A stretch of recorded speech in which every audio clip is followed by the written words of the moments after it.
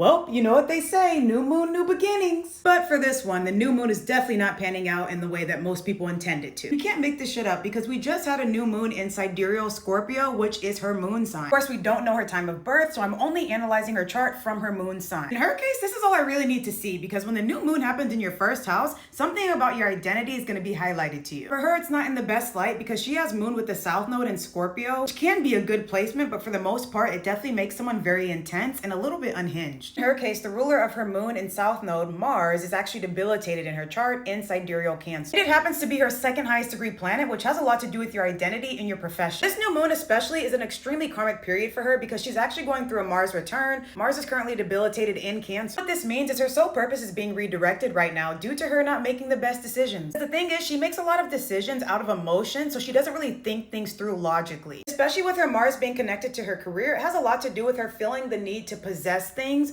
without consent. Obviously, this doesn't have to be connected to her stealing things, but in general, she feels this need that when she possesses things, she's actually doing it for the greater good of the individual, not realizing that she's actually pulling that person away from their own free will. So in result, she's actually doing more harm than good. Especially when Mars goes retrograde December 7th, this is going to be a time period where she's going to have to really reflect on her actions and seriously change her ways, because when planets go retrograde, it's giving you the opportunity to redeem yourself. So in the end, I do think she's going to be fine. However, she's going to have to make a lot of major decisions right now. It's going to require her to address a lot of things she's been sweeping under the rug. There's actually so much more I could talk about in her chart, but just comment your thoughts and follow me for more content.